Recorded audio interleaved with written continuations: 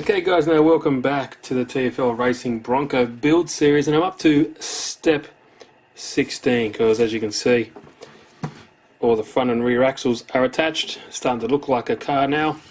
And you might notice here that I've jumped ahead a bit and actually installed the electronics, just because the next couple steps actually wants you to attach the body, which I don't want to do that yet. I'd rather get everything sorted out because you can run it without the body. So I'd rather get all the electronics sorted out while it's easily accessible without having to worry about trying to get underneath and around the body. So I have made this 3D printed mount here. As you can see, it just sits, well, it's just double-sided tape to the front firewall there, and it just sits in there like that because the original instructions tell you to just mount it here. And with the wheels and stuff spinning into this wheel well here, I don't want things hitting it directly on the face. It probably won't be that big of a deal, but I just like it up and out of the way, and I just think it looks more stock like that, and it just looks nicer. So as you can see, it is mounted up there and out of the way. I've tested it, it all works fine, but I'll do later on another video about that, and I will mount the receiver double-sided tape on top of that steering servo too. Now I've routed the wires underneath there, cable tied them up out of the way, and exits the rear of the truck where the battery actually sits in there, which is a great fit. Step 16, where we're actually up to, it tells you to double-sided tape the receiver down and installation of the front two toe shackles, which are these things, amazingly detailed, and they are all in aluminium as well. And step 17 follows that trend with attaching the rear two, plus building your rear little tow hook there. Now, I'm not going to bore you with showing how I tighten all these down, but there's one done. I did put a little bit of Loctite on there just to stop that from coming out, but I'll do the front two and the rear two and I'll show how it looks. Okay, there are the two back tow hooks. Look very cool, adds a bit of colour. And here are the two front ones. Now the tow ball part consists of 1, 2, 3 actual components, 2 of which are here, and I love the tow ball itself. Very nice detail, it looks exactly like the real thing. So that just mounts up underneath here through this other component here, and you can actually, as you can see there, adjust the length that you want. Super easy installation with that as well. These 2 screws attached to this through the bottom of the chassis here, that anchors that mount just like that, very securely in there. Definitely not going anywhere, it's not carrying anything heavy anyway. Now all we need to do is put a 16mm screw through there and lock it up with the nylon locknut. Okay, now there is step 16 and 17 done. Everything is attached nice and securely, it's not going anywhere. Next step is step 18, which says here the body installation, but I'm going to skip that step, sorry. I want to leave everything off and give it a good thorough test before I do that, but that is very easy. And that also goes to step 19, just attaching the top window up to the frame there, very easy. Step 20 is already done with ESC installation. As you can see there, like I mentioned before, it tells you to install it on the firewall there. Step 21, ESC and servo connection, which is irrelevant. Step 22, tyre and wheel installation. Okay guys, now it's up to installing the wheels and tyres on the truck itself, and these are beautifully machined 3-piece alloy wheels. They do have 10 screws holding them on this side, and another, as you can see here, 6 here. So there's about 16 screws in total, and I would recommend, which I have done, taking them all out and putting a bit of Loctite on all of them and putting them all back down again, because there was a couple that were loose and there was 1 or 2 in the bag as well from the factory. So that's a big step I think everyone should do. I don't want to lose any of these little screws because they are really small. But anyway, installing these is no different than any RC car. You obviously have a nice locking nut that goes on here, but what's different about these ones is it has a beautifully aluminium cap that covers it, so it looks really realistic. And there is that cap, like I said, really nicely detailed, and that just sits in here like that, and you secure it with another 5 screws in there, which I guess I'd have to Loctite as well. So there we go. I'll put them all on. I'm not sure if I'll put these hubs on later, because I'll get everything working correctly how I want it. Might have to take a wheel off here and there, and I don't want to have to keep undoing these 5 smaller screws to get to the larger nylon lock nut that holds a wheel on there. So I'll put all these on and we'll see how it looks. And there we have it, all 4 wheels and tyres on. It looks awesome, starting to look like a truck. It's been a while, but yeah, looks really impressive. And just even without the body on there, I do like it like this. There we go. It looks pretty cool in my opinion.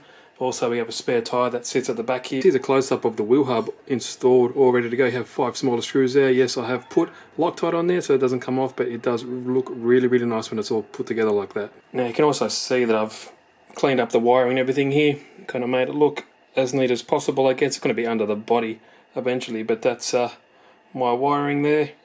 It's all kind of neat down one side here. No hang-ups, so I don't think anything will get in the way. Now step 23 is really simple, and it comprises of installing this spare wheel holder and like a rack mechanism. It attaches to the truck like that, and you can kind of lift it up and pivot off these 2 points on the chassis here. You would have just seen before. Here's the detail with the wheel hub installed. Looks very nice. That's all it is, this piece. Step 23 is really easy. Just uses 2 M3 8mm screws here with locking nuts on there to hold this down like that. And that's it, simple as that. As you can see, it's kind of like pivots there.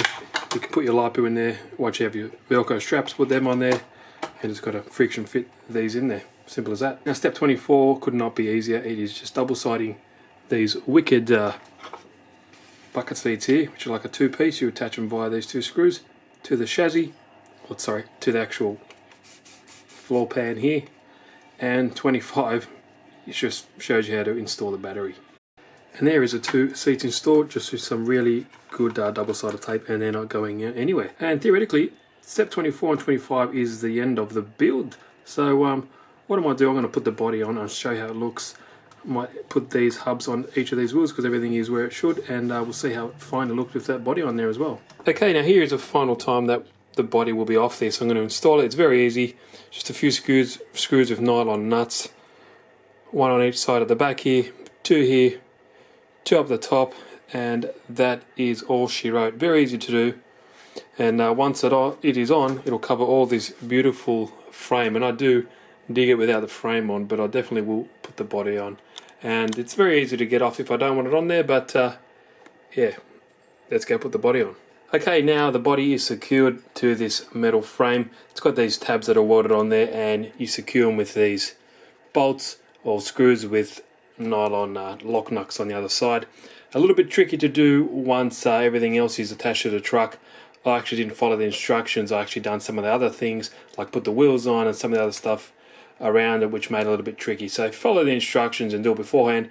It might be a little bit easier, but a little bit tricky with, you know, us big fingers trying to get things behind or holding some lock nuts under there and trying to screw up top at the same time. But that's a little trivial thing, something that you really won't have to do as long as you get all the electronics sorted and you don't have to take the body off again.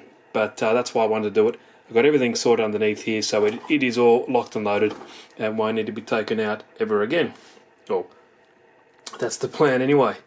But to give you a look around, it does look very nice. It does come with stickers here, which I don't like, and these are actually painted on with a Sharpie pen. I might later on do it with airbrush, but at the moment, just a couple of coats with a Sharpie, and it looks alright. I will eventually end up getting some light kit for here because the holes are in there ready to go. This is a sticker as well, so I might paint that. So a couple of negatives about the kit. I don't really like the stickers that come with it. They don't really stick well. They peel off very easily. As soon as you touch them, they will come off. Also, to secure the front windscreen to the bar here has these tabs, and the one on this side is actually snapped off because it might be my fault. I've taken it off and on a few times when I was trying to test fit this 3D printed piece underneath there, so be careful, don't bend this too much because it will break just here like it has done on the right hand side. Everything else on the body lined up nicely, and the white that you see here is the colour that it comes with straight out of the box, and white's my favourite colour, so it worked out perfect for me. I really think it's a great colour, and the quality of it is very nice. It's like comparable with hard bodies that you get from Tamiya or RC four-wheel drive.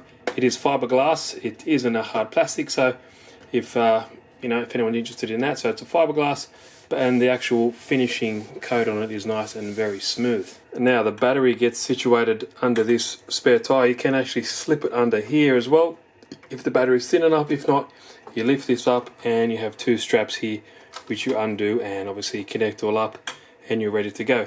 I will do a running video of this in the next video also, showing you all that around, so don't worry about that. I'll give you another look at that. The interior does look very nice. It comes with these two bucket seats, which are two pieces, and they are put together with these two screws on the side, held securely with some decent 3M tape, and they won't go away. The steering wheel and the gear stick and the actual steering column here is all metal. I've just painted this black like you would have seen in the other video, just to look a bit different and to kind of match the rest of the black interior. Another look under the truck once it's all completed, and you see you have our tow hook here, or tow hitch, or whatever you want to call it. It's very secure and it is adjustable for the length of it. Have a look at my wiring underneath here. Got it all out of the way. Cable tied a few times here and here, and also up underneath the truck as well. There's the ESC all out of the way. Everything is cable tied nicely, so I shouldn't get hung up at all. But I haven't run it at all, so we'll see how it goes after a few runs. But everything seems to work really, really well, and the steering servo is really strong and it's waterproof, which is what I wanted. Overall, the quality seems fantastic and everything went together really easily. One other thing that I forgot to mention that a bit of a letdown is these screws that are on the outside. I think they are soft stainless steel. They do strip out very easily, so just pay attention to that.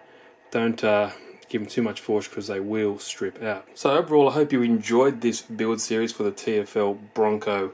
It's an awesome kit.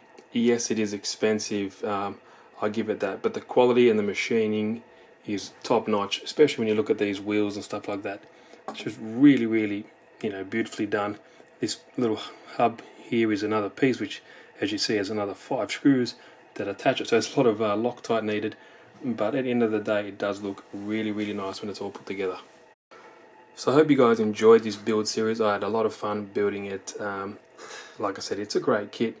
Definitely maybe not good for a beginner, but any experienced or intermediate builder will have no trouble putting it together, and it is a joy to build because it's pretty much all 90% of it is metal. So any questions, like always, please leave them down below. I'll answer them as soon as I can. And if you're interested in one of these, check out the link. It is from Banggood. But that's it. Steve Birmingham from RC Tanks and Trucks 24/7. Stay tuned for the next video. I'll put a battery in there and we'll go for a bit of a drive. Thanks guys. See you in the next video.